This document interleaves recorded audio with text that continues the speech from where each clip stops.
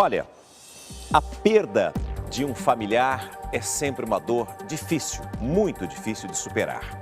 E quando se trata de um crime em que a investigação não aponta o culpado, a dor pode ser ainda maior.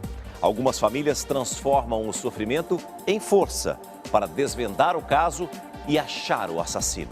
Você vai conhecer agora, na reportagem de Elaine Cortez, histórias de pais e filhos que investigam por conta própria a morte de parentes. Ninguém está preparado para a perda de um filho. Começa por aí. A dor é lancinante, não existe dor pior no mundo. Uma mãe que enterra um filho, um pai que enterra um filho, ele vive uma morte em vida. As paredes, um gole de café, o relógio. Tudo insiste em mostrar que o tempo passa, a saudade nunca. Ele não está aqui, mas no meu pensamento, todos os dias quando eu desço a escada da minha casa para poder ir trabalhar, é como se ele estivesse no sofá. Desculpa.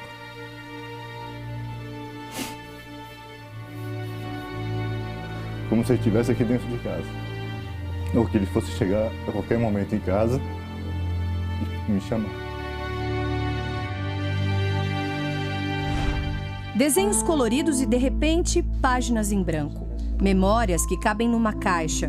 Um porta-retrato que ficou vazio. Tá vazio, porque tem um vazio aqui.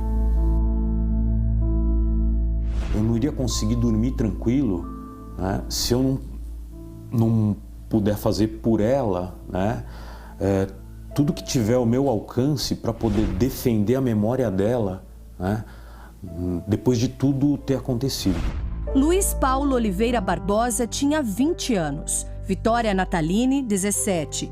Vítimas de assassinatos que poderiam não ser esclarecidos se não fosse a valentia desses pais. Em busca de respostas, eles decidiram investigar a morte dos filhos por conta própria. O trabalho que cabe à polícia, o trabalho que cabe à justiça. É você com a tua dor que está fazendo. Era véspera de Natal. Luiz Paulo se preparava para entrar no trabalho. Luiz e dois amigos percebem o momento em que um homem atravessa a rua transtornado com uma faca na mão e quase é atropelado. Sem que Luiz tivesse tempo de escapar, levou uma facada no peito e morreu depois de ser socorrido. O assassino tinha o mesmo nome da vítima, Luiz Cláudio Marques de Albuquerque, um professor da FATEC viciado em drogas. Ele matou e foi para casa se drogar, segundo as investigações. E detalhe, o assassino morava na rua do crime. Se a polícia tivesse, na hora que ela foi acionada, na hora que ocorreu o crime, se ela tivesse feito uma busca na redondeza, ela tinha pego ele em flagrante. Eles nem chegaram ao local do crime, eles chegaram no hospital, 1 hora depois, 2 horas depois que o Luiz já havia entrado em óbito. Depois do enterro, os pais é que foram para o local em busca de alguma pista. Até que eles chegaram numa pessoa que testemunhou todos os detalhes do crime. No momento que a gente encontrou a testemunha-chave, né, que passou aonde ele... Tudo, né, característica de onde ele morava, foi como se a gente tivesse encontrado uma agulha no palheiro. A gente chegou até uma pessoa que forneceu o endereço da pessoa, a profissão da pessoa, aonde a pessoa morava, e a gente entregou o assassino para que a polícia fosse atrás. A polícia foi até o endereço indicado. O assassino confessou o crime. Ele chegou a ficar preso por 7 dias e foi solto por ser réu primário, com residência fixa e fora do flagrante. A Rua Frei Caneca é uma rua comercial, tem dezenas de câmeras, só que essas filmagens só são fornecidas à polícia. Fui atrás das câmeras da rua. Na delegacia eu questionei o delegado.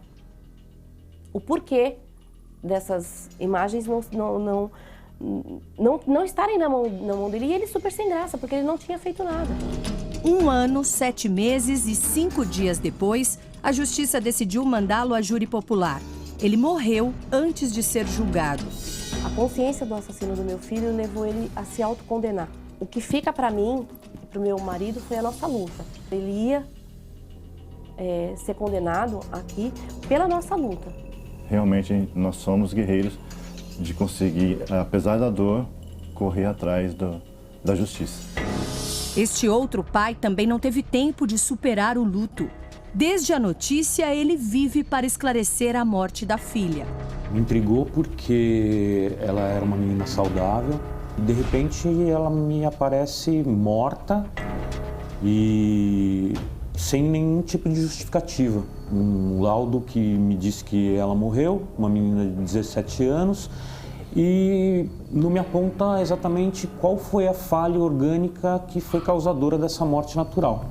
Vitória Natalini queria ser chefe de cozinha.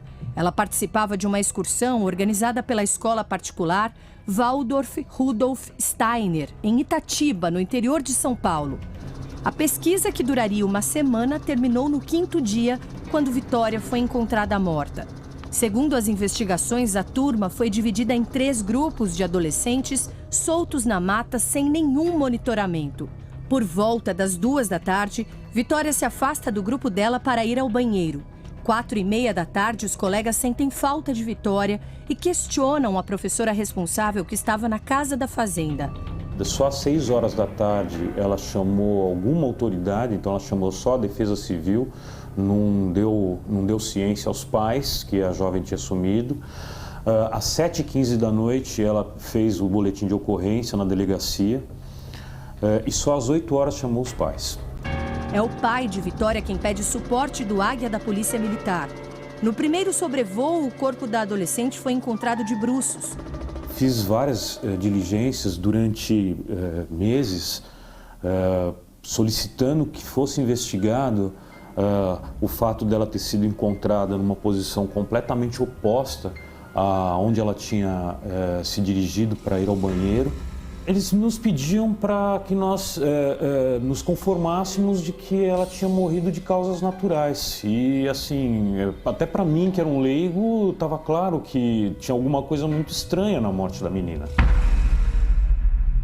Os exames também comprovaram que a menina não fez uso de drogas e nem tinha sinais de violência sexual. Mas o corpo tinha marcas que deixaram vestígios de um crime. Eles disseram que eram queimaduras de sol, que depois eu descobri que não eram. O pai de Vitória decidiu contratar peritos particulares.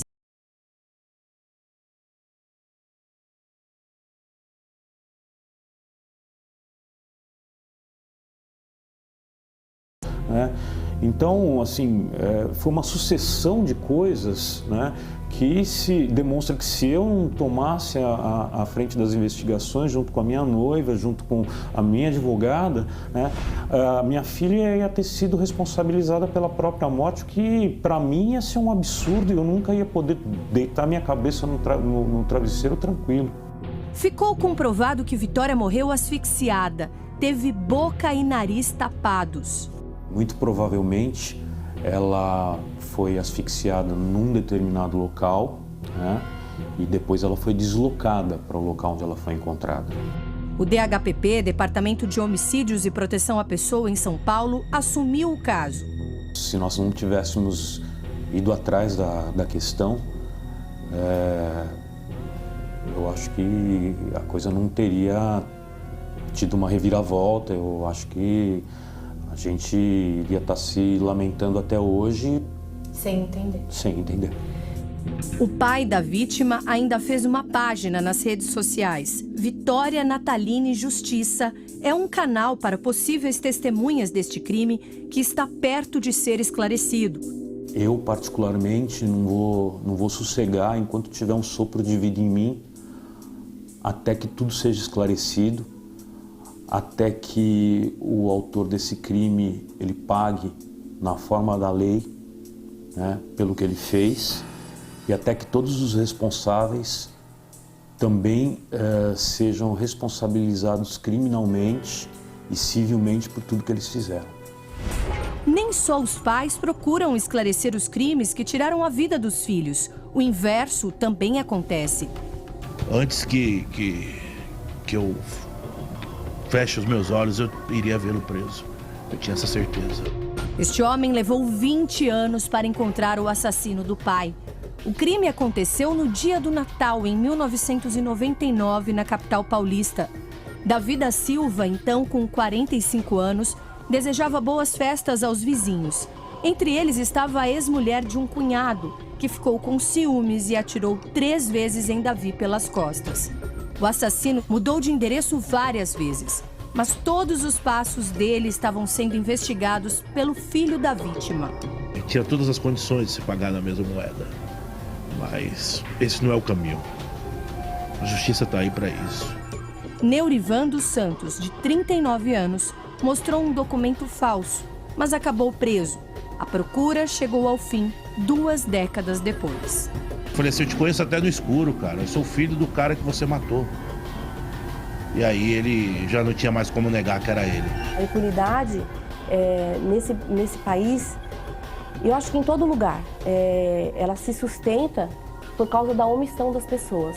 Eu ainda tenho essa esperança de ver um país melhor, um país onde se tenha justiça. Todos nós, na verdade, temos ainda essa esperança. E a Polícia Rodoviária Federal teve uma grande surpresa ao parar numa blitz uma família que saiu de São Paulo com destino ao Rio de Janeiro. Dentro do carro de passeio estavam, acredite, 16 pessoas. O carro estava circulando pela rodovia Presidente Dutra quando foi parado por agentes da Polícia Rodoviária Federal. Inicialmente, a abordagem acontecia porque o veículo tinha péssimas condições para circular. Os pneus estavam carecas, a lataria estava bem destruída, mas assim que o motorista obedeceu a ordem de parada, veio a grande surpresa. 16 pessoas saíram de dentro do veículo. A família estava vindo de Sorocaba, em São Paulo, para tentar trabalho aqui no Rio de Janeiro. Ou seja, viajaram quase 500 quilômetros, literalmente amontoados dentro do carro.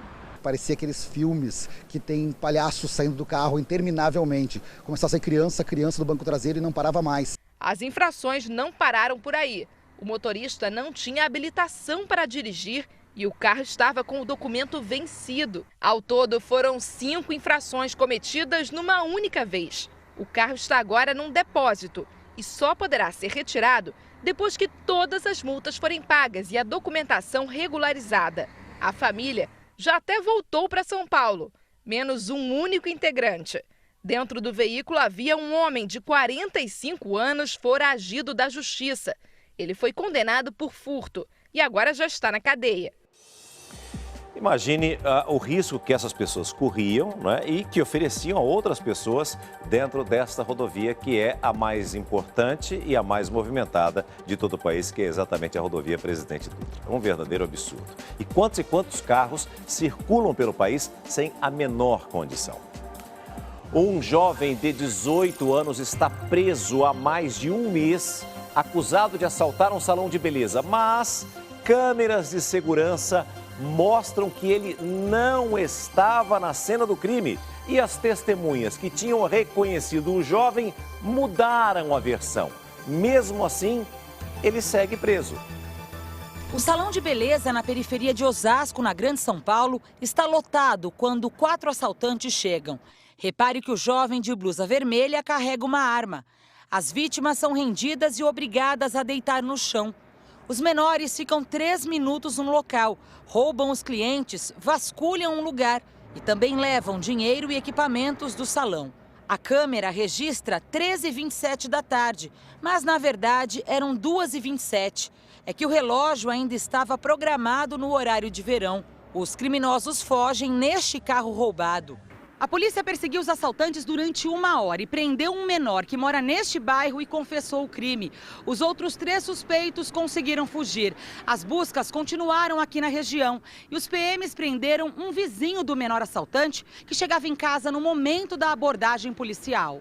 Vitor dos Santos tem 18 anos, não tem passagem pela polícia, trabalha desde os 16. Hoje é auxiliar administrativo. Segundo a família, Vitor foi preso quando voltava de um outro salão onde cortou o cabelo. As câmeras de segurança mostram o momento em que ele deixa o local, menos de 20 minutos depois do assalto no outro salão, que fica a 7 quilômetros dali. Outras câmeras ainda mostram Vitor caminhando pela vizinhança. O cabeleireiro que atendeu Vitor confirma que ele esteve no salão. O Vitor chegou aqui umas 2h10 mais ou menos, ficou no meu estabelecimento aqui uns 35, 40 minutos e chegou sozinho e foi embora sozinho. Repare nas roupas do jovem, são bem diferentes das usadas pelos assaltantes. O advogado ressalta que as características físicas de Vitor não batem com a dos criminosos. O Vitor tem uma tatuagem de uma índia na perna.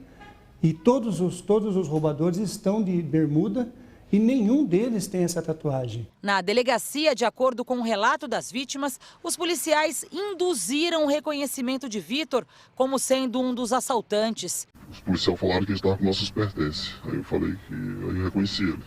Mas você viu o Vitor assaltando o comércio? Não vi não. A mãe do único assaltante detido afirma que Vitor não estava entre os criminosos. O meu filho está pagando porque ele cometeu o crime e os outros estão soltos. E o Vitor é inocente. Ele é inocente. Eu não consigo dormir por causa de saber que tem um inocente preso. Já a mãe de Vitor está desesperada.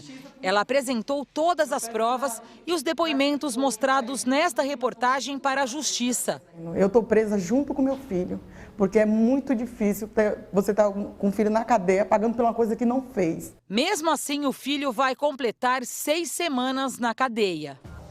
Olha, nós acabamos de mostrar uma outra reportagem que, no final, exatamente da matéria, nós dizemos que ainda acreditamos na justiça, num período melhor no Brasil. E em seguida mostramos uma matéria em que mostra exatamente o contrário. Quer dizer, tem tudo aí mostrando exatamente que o Vitor é totalmente inocente.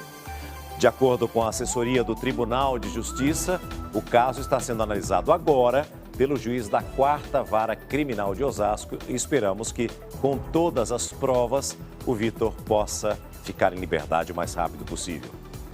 E depois de mais de 15 horas de sessão, os senadores aprovaram no plenário a continuidade do processo de impeachment. Dilma Rousseff agora é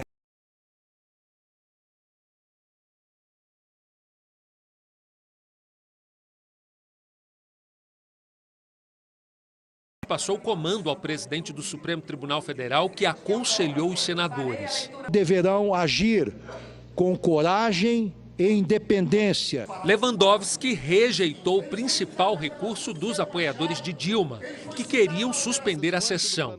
E a leitura de um resumo do parecer do relator ocorreu logo no começo da tarde.